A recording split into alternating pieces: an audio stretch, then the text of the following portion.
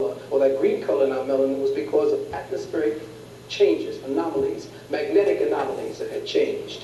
In the ancient texts, there is a frequent reference to something called the wheel, and the fact that certain powerful gods were given charge of it. In the Veda, his name was Kapila. This wheel represented the magnetosphere of the Earth and is sectioned with different complex fields. Something called the magnetophores, the geomagnetic equator with the shock wave layer, a trap radiation region, a neutral layer, zone of auroras, and magnetic lines of fields, or magnetic field lines. This you can find in the Geomagnetic Field of Life by A.B. Dubrov. The same resonance the Earth has is the same resonance that your cells give off. But around the Earth is a field, a circle, as there is around the sun, of negative and positive magnetic elements.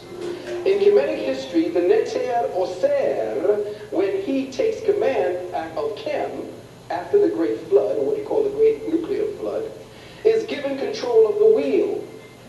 And his body is shown as a circle with his feet touching his mouth. In Kemetic history, Plutarch, of this Kemetic history, Plutarch, and we all know who Plutarch was, he was studying Chem, wrote that by Anubis, the one you call Inpu, they understand a horizontal circle which divides the invisible world from that which is called Nefres to the visible world, which they call Isis or Ast.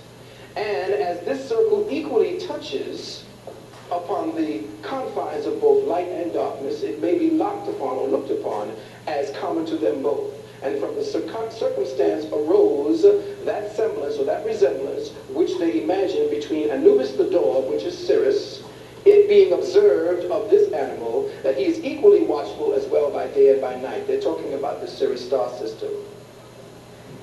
Green skin may seem crazy, but it clarifies many oddities about our present biochemistry. The Neteru must have had an excellent balance of zinc, copper, magnesium, and iron in their bloodstreams. To have green skin, copper would have to have been in abundance in the blood.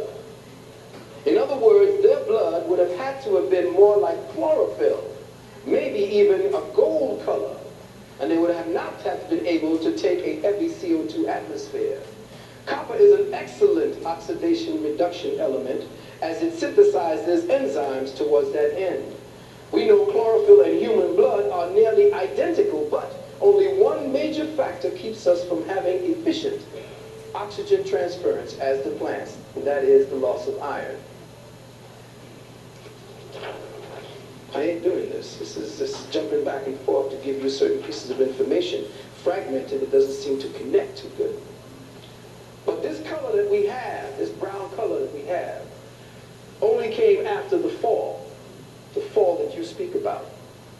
And if you look at the fall that you talk about in your seasons, what color do the trees turn to? What else? Yes. I can see a bunch of yellow, gold, and brown people in here now.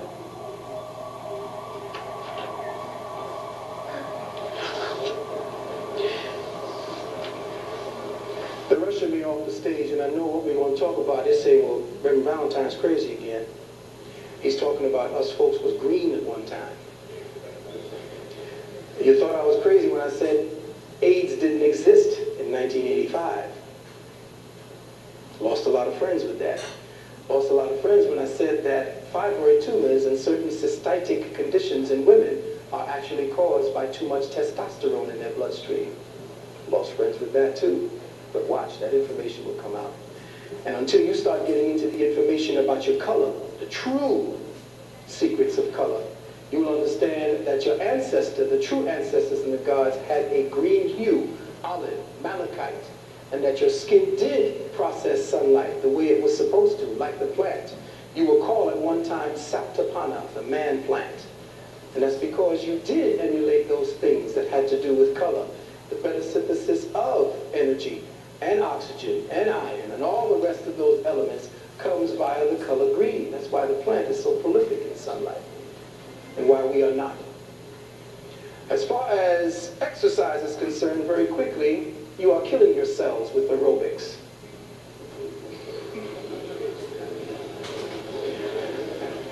And I say this quite seriously for those of you who feel that you've got to go out and lose weight based upon you exhausting yourself. Sweating to our ancestors and those gods was something that you never did. Bleeding was also very embarrassing to the ancestral gods. Sweating, you lose all types of nutrition. Anytime you accelerate the life force within your body, you accelerate death, especially since you're breathing in the amount of oxygen. And I see this happening with our brothers and sisters, running in these streets of New York, inhaling this car smoke, and expecting to tell me that they're healthy. Great ancestors never did any kind of this mad aerobics when they were dealing with their health. They did Tai Chi. They did certain types of healing that came from breath. From breathing alone, you can lose weight. But you're not being told that because aerobics is an industry. Aerobics to the sisters is deadly because just the fact that they have these delicate eggs jumping up and down and bouncing all around, you wouldn't do that with the eggs you shop at in the supermarket, but you're doing it to yourself. Aerobics are destroying you because you don't understand why aerobics were invented. Aerobics were for the white man, the pale man, because he has a problem processing ferrous iron, heme iron into ferrous iron. In other words, the way his iron content is in his system, he can't transport oxygen properly. The way he transports oxygen is by hyperventilating himself. So what does he do? He has to constantly be on the move. He has to constantly have a drink in his hand. He has to constantly be doing pathological things to keep up with his health. He can't process oxygen properly. So he invents certain sports in order to hyperactivate himself to survive. And what do? You follow him. I know from being a West Indian and living in the West Indies, those people that were living to 80 and 100 weren't jogging 10 miles a day. If you could get them to barely walk fast enough to keep up with you, to have kept up with you, you were good. Those are the people that live long. But this constant inhaling and processing of toxic oxygens, especially with CO2 in the air as it is, you are killing yourself.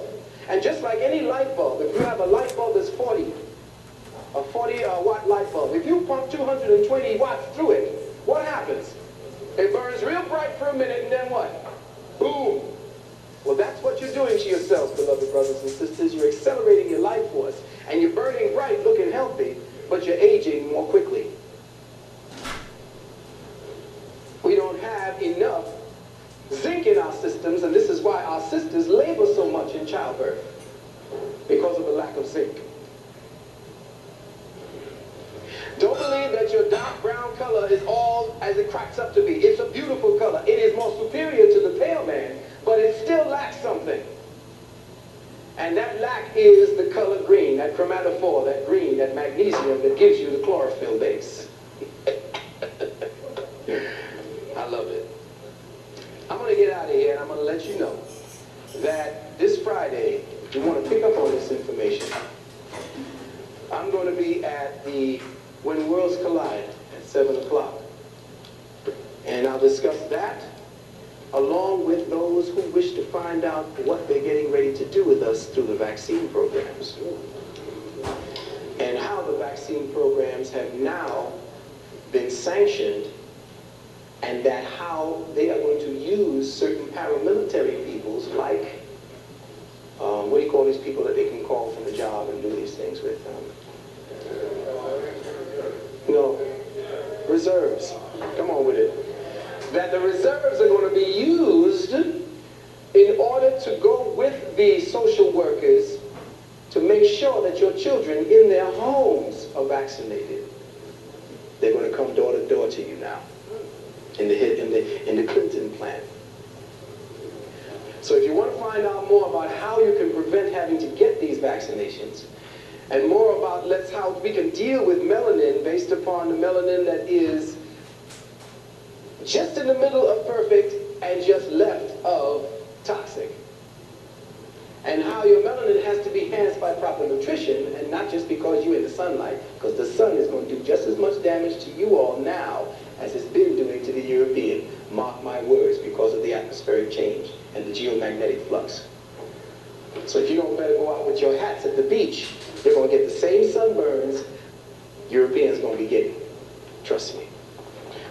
I'd like to thank at Chef Soot for the moment I have, and you can call me at numbers 718-756-1122, 756-1122, and if you want to keep up with this conversation, meet me down the way at When Worlds Collide, Friday at 7 p.m. It's on Flatbush Avenue, right at the corner of Livingston Street, right down the block. Trains, I like this. The trains are the number 2, 3, 4, or 5 to Nevins, and just walk south. Once again, I'm in Gear 4, and I'm whizzing past you all. So much to do, so little time. I thank you. Fires gain ground in California. Heading south of the border, the president is happening now. Fierce flames, wild winds, and an out-of-control scene getting more severe by the minute. Tonight, neighborhoods empty, help rushes in, and the fight is just getting started. The West Coast fire season kicks into gear. Hello, I'm Tracy Berry. And I'm Laurel Porter. Here is the latest. Southern California is on high alert. Gusty winds are hopscotching flames and sparking new fires. The main priorities here west of Los Angeles in the Camarillo area, where flames can be seen from the 101 freeway. Heavy smoke there is forcing evacuations all the way to the Channel Islands, including a Cal State campus. Also east of LA in the San Bernardino foothills near Banning, crews are making progress on a 4.5 square mile fire there.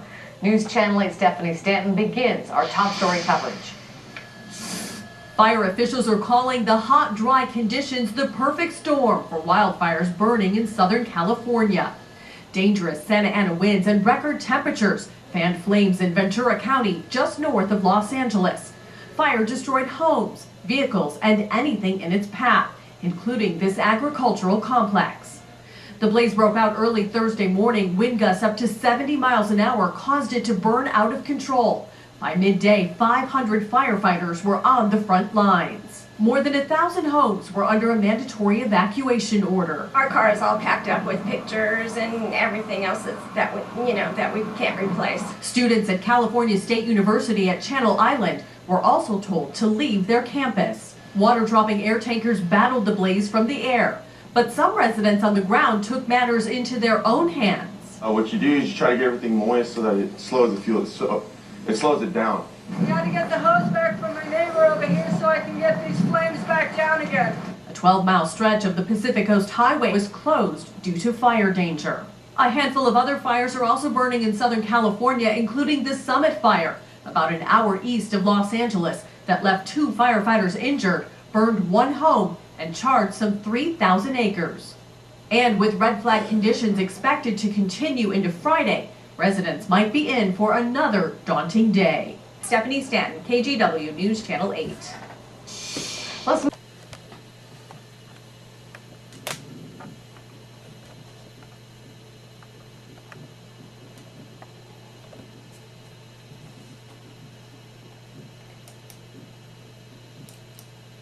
I keep going back to this green fire because this green fire, it wants me to give you guys a real good indication of what's to come. And the reason why is because the planet is being despiritualized, and the spiritualism of how our universe works has been replaced with materialism. And materialism has been all controlled and maintained for the sole purpose of creating oppression and poverty for the melanated people on this planet. So here's the deal. We are going to have a lot of good changes going on.